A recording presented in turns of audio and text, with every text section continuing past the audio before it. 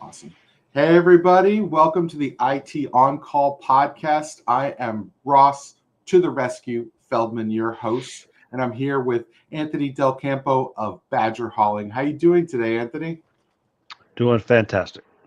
Thank you for having me, Awesome. Ross. Awesome. This podcast is sponsored by Better Call IT. If business technology is your headache, Better Call IT is your Advil. I love your Badger hauling. If it fits at chips, and Badger don't care. I think they're great. Where'd you get those ideas? Um, to be honest, Badger doesn't care. The honey badger became viral years ago. I was actually sharing that story at a local networking event yesterday. Surprisingly, the audience that I was in front of had no idea what the honey badger and some of the not to use profanity, but I don't give honey badger X, right? So I've always been a hard worker, not afraid of a challenge. And basically, if it's available, if the contents fit in one of my trailers, I'm able to move it. I don't care. Doesn't matter if it's rain, hot, cold. I've worked in all types of environments, in houses, under homes, crawl spaces, attics, basements, and we just don't care. We'll make it happen. That's awesome.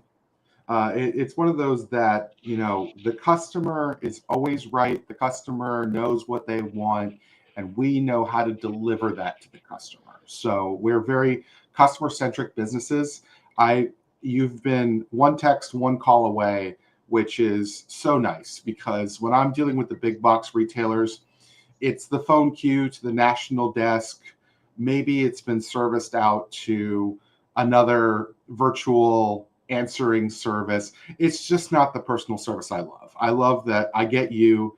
You're the one who comes and does it, or you and your associate Lisa. It's great service. I always enjoy it. So I like working with you guys. How did Badger come to be? How'd you get started? It's an interesting story. So, not to bore our audience, I've worked for a while in the tech space and service industry between different careers in my time here. How I started to look at a removal service during COVID. We all went remote in many cases. If you were working for an organization, some did, some didn't, depending on where you sat. And I was tasked out to close several of the offices for an organization that I was working for at the time. Uh, so we were able to do some things in house. Then we had to contract and outsource several things when it came to disposal. And when I started seeing some of the costs that we had to absorb, and then in some cases little or a lot of work, but Badger doesn't care. We'll make it happen. The That was like my first spark. Like, hey, there's a need for this. The problem that I was facing, some customer or some vendors don't show up on time. They don't answer the phone. They don't return calls. Communication is a very big opportunity for them. That's where I shine. I probably over communicate, and I'd rather over communicate than under communicate and just leave people high and dry.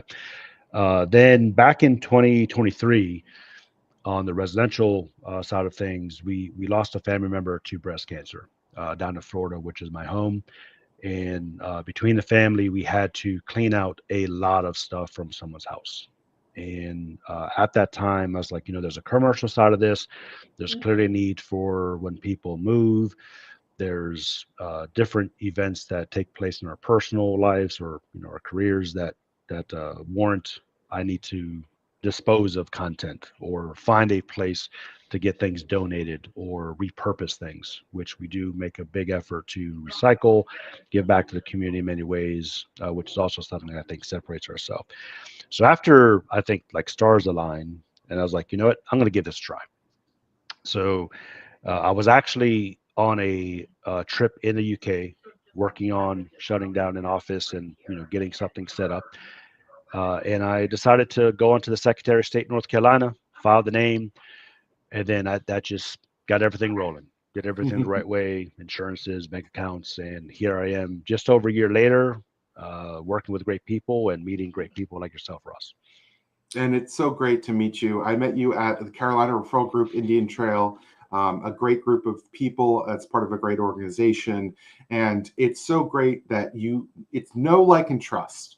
By being part of the organization, there's already that know, like, and trust factor. But us meeting every week on Tuesday at IHOP and then at Next Level Church, it just reinforced it, right? And we got to talk about business. We got to talk about technology. We have a lot of those things in common. And I really want to get to the meat of the episode, which is Jobber. You mentioned communication with the customer. I love the Jobber app. It is, hey, text message, we haven't heard from you in a while. Here's a discount code. Hey, we've got you scheduled for 2:00 on Tuesday. We're 30 minutes away. We're on our way. I love that level of communication. I love texting using that. I think that's great. How did you get started with Jobber? What did you use before? Tell me about those innovations. So, like many businesses, when you kick things off, it starts with pen and paper. Having a tech background, I knew right away that I wanted to uh, build in some automation without losing some of the personal touch of things and not just be so like AI and robotic. And after business was coming in, of course, that has you thinking about in other investments and things. And I was just tired of having to manually stop what I was doing to send some reminders, which could take place, which gives me time back in my day to focus on other things and actually maybe be on the phone call, on a job, or be with family. Uh, I was using HubSpot, and I think HubSpot is a great tool. I believe you use HubSpot, Ross. But as a service industry, that there was a gap with some of the payments, the scheduling, and all the things that the two-way back and forth that I felt I was missing. So I started to explore tools. I interviewed and very extensively some of the uh, service industry type tools. Workies, House Call Pro, and Jobber are probably three of the biggest names out there. And I started on Jobber. They really sold me on their product, and in addition to just the product and how it's enhanced my operations and efficiencies, they have been very open for feedback. And I've actually been on calls with some of their engineers to how we could better enhance uh, current features, and I get some insights and been part of some of their betas of things that are coming in the future. Very cool. And I'm familiar with Jobber. Been exposed to it for a few years. My lawn guy went from Excel spreadsheets to Jobber. Yeah. And he doesn't use it to its full extent. He still texts me independent. Actually, his brother, it's him and his brother doing the lawn. His brother texts me for scheduling, and I get my invoice through Jobber, but they seem to be using the scheduling component, but they're not using the communication component. And I like to help people a lot. It's the industry I'm in. I'm in support. So I'm always like, ooh, let me help you with Jobber. And I've learned over the years, I've had my business 25 years. I've learned that some people just don't want help. They just don't. And they're not open to it. So I have to accept that and move on. So I just have to he's a little inefficient with his use of technology, but he gets my lawn mowed, which means I don't have to do it. And it looks pretty good for what I pay. So, I mean, it gets the job done. One of those things with Jobber is that they're open to your feedback and they want you to be in the beta program. And you're a great beta tester because you're a technology focused corporation and you want to use the tool that you're paying for. So it's a great partnership. And I love software organizations that actually do that with their customers, and they have customer councils. I do a lot of work with Microsoft, and there's the Teams Community Council that we come together once a month with Microsoft, and they pitch us the latest and greatest ideas, the infancy. So if you saw Teams merged chat and the Teams button a few months ago, I got to see that when they had the idea, the nugget, the original concept, and we were able to give feedback on it. Mm-hmm. I still hate it. They had it where it was the same way for 2017 to today, the same way with two buttons, and then after years and years of being used to two buttons, they made it one button. And Oh, the change is hard, but that's Yeah. how it goes with Microsoft. We'll probably have to have a conversation another day offline around some of the work and betas that I took part with Microsoft tools. Yeah, you'll sometimes things are not the greatest when they first are released, even after some betas. But great products, great company. Obviously they're doing well. They're doing good Copilot work. seems to be Doing good very work. promising. I'm currently using Google services, so like going back to Jobber. On some of those process efficiencies, I also connect and try to network as allies with some of my competition. And not to throw anybody under the bus or call someone specifically out. One of my competitors, we met up at the dump in here in Union County, and we just kind of shooting some ideas around, and I asked him, how do you go about scheduling and some of the automation, invoicing, and he was just everything Google Calendar. I'm doing this manually, and I was like, there's better ways out there. Sure, you could do these things in 5 different apps. So I do like how Jobber becomes that central point. I don't have to master 5 different tools. This gives me focus in one area. And then for a customer, it also streamlines the communication or what to expect. So if you start getting Jobber invoices, great. If something comes branded with a Jobber appointment reminder, okay. And also everything, of course, says Badger Hauling, which is pre-built in my templates. So it's been a great journey so far after making the switch. And I know white labeling very well. I'm a managed service provider, and every one of my products has a white label offering. So it doesn't even say the software name, it has a generic domain name, and it says Better Call IT all over it. I'm using one right now. This product I'm using is called StreamYard. I'm paying for a premium product, so it says Better Call IT in the corner of this call right now. And that's white labeling. And white labeling is tremendous because it looks like you have custom software that's home built, which you didn't build. Someone else built it. You just slapped your label on top of it. So very Yes. powerful in the MSP industry. Yeah, and that's a good point you called out about having a paid version. There's a lot of free tools out there. Like just mentioning Google. Google has free accounts, just like Microsoft has Outlook accounts. I'm in the paid version of business plan with Google, and then of course with Jobber, I'm actually on one of their. I don't even know if it's public yet, so I won't name the name, but it's like basically their top tier, and I have all the bells and whistles. So there's a cost to doing business, but that improves processes. It gives me time back in the day, and those are some things that especially time, we can't recuperate time. We can recuperate costs. We can recuperate a lot of things. You get injured and heal, but time is that one thing that I find very valuable. So anything that's improving processes, and also, and again, going back to my customer experience, I have had customers give me really good feedback while on jobs. Like, you have made it very simple. You gave me reminders of up to 2 days before our arrival. I have jobs scheduled after this. They're now getting notifications as I'm going to be up there, right after our session today. When I'm in my truck, I tap one button, I'm on the way. I'll be there 30 minutes, automates that SMS that goes out to the customer. And then when I arrive to collect payment, it's also digital. I could tap to pay, there's all the tap to pay, Samsung Pay, Apple Pay, your chip. And customers like, wow, that is so efficient. So that's what I'm trying to separate myself and do things better versus other competitors out there. And that's the thing, is that process efficiency puts you above everyone else. And investing in your technology, it's a business expense, it's a line item, but honestly, every business needs technology today because we need to be efficient with our time. We're trying to do more with less people. Um, People are our biggest cost. And so if we have 10 people doing a manual process and we can automate it and have one person do it, that frees up 9 people to do a new task. So, Yep. Technology, process efficiency tremendously.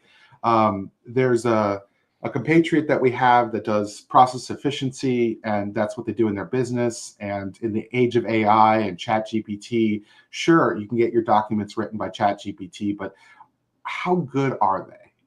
So you still need that human involvement. How much have you been leveraging AI in your business? So I never actually used ChatGPT. I never used it.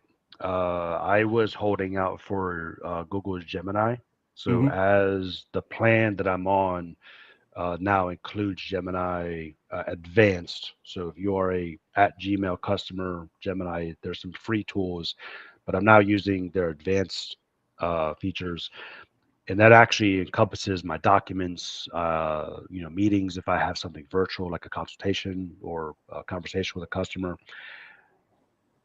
pulls in calendars and all of my ecosystem within Google. So, as an example, I know we spoke about this yesterday morning when you were like, "Hey, I need a bio from you." I went into Gemini, and with maybe 45 seconds of my time, just putting in some bullet points of like who I am, how I got started, where I'm from, how many years I've been in business, and a summary of what I do, it provided a very good foundation. And I went back and made some very minor changes. So I think it is getting better. AI is here to stay. It is only going to get better, and I think it's going to allow businesses to, maybe not in all cases, replace the human aspect. I think it's going to empower us and give us the freedom to spend our energy in other areas to be more profitable. So, I don't see this as if I had a group of employees that I would reduce a headcount. I would now say I can now have employees focusing on actual completing jobs and doing the things that actually matter versus, an hour or something to try to tailor a well-polished intro or other scenarios. Same thing with social posts. I think you actually slacked me, or not slacked me, sent me a text message. I'm not sure if you were joking or not, but I had a social post, and you're like, was this AI?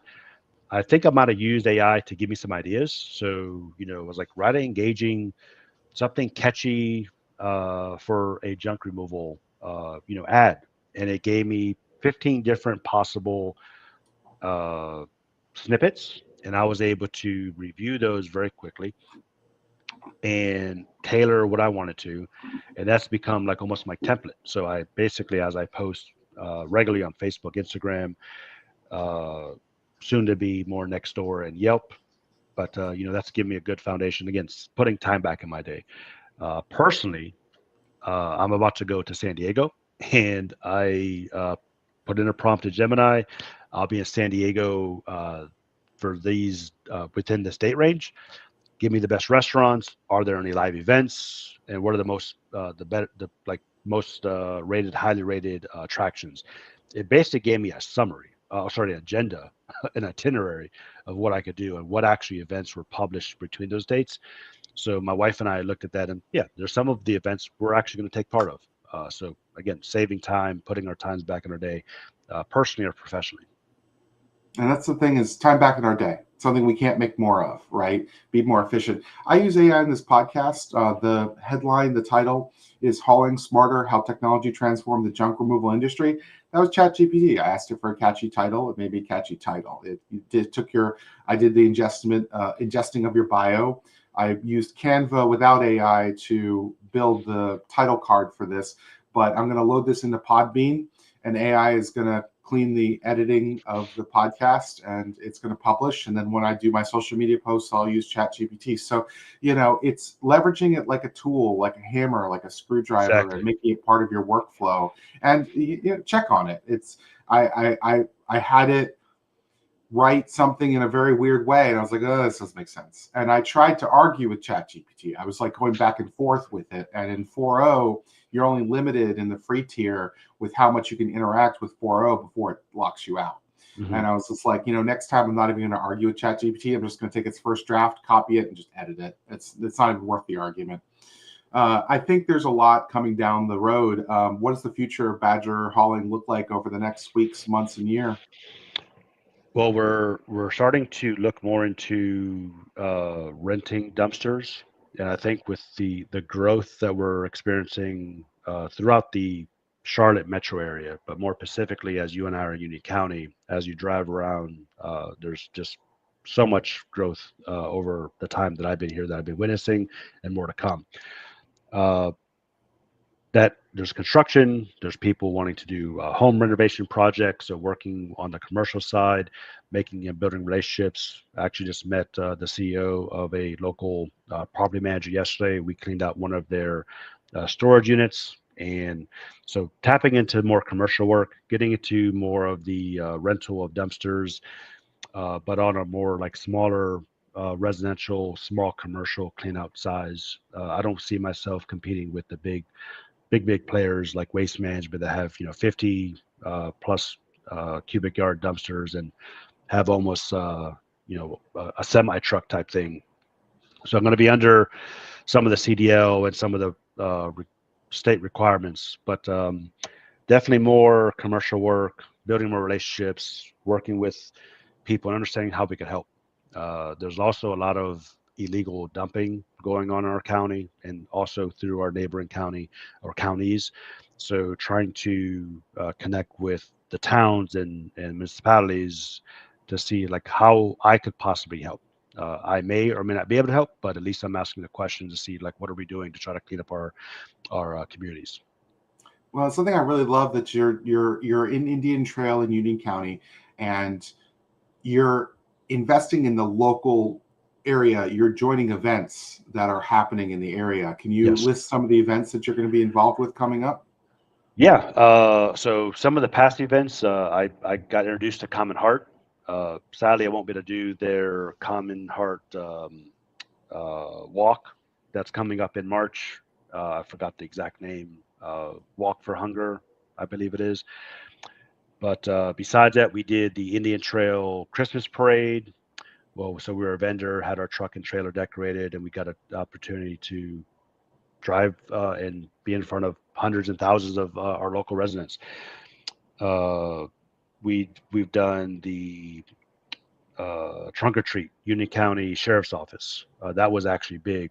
That was actually a lot larger than I had no real expectation. I was blown away with. I think we donated. I don't know. Each bag was about 50 pounds of candy, 10 plus bags. I mean, kids were going crazy. No kid slept on that night. They were sugared up. And that was just one of many vendors. And of course, they had some of the local authorities, the fire departments, things like that, also passing on candy. So that was pretty interesting. That's very cool. So yeah, Fight the Flame. I know we were hanging out there on the 5K run, so that was something we were supporting. So just trying to support people that are in the community for great causes, either by donating our time, donating funds, food, wherever we can to give back. And also a lot of our contents that we collect that could be reused, we donate them to Habitat for Humanity as part of our largest collecting site because they have the volume to hold on to furniture and other items. But the things that maybe they don't accept, I've been able to find just local individuals that could use maybe a mattress that they won't accept. Well, that could go to another family or a chair or whatever it may be. That's very cool. I love the heart. I love businesses that are like that. I book coffee shops for one-on-ones. I'm starting to do coffee shops with a cause.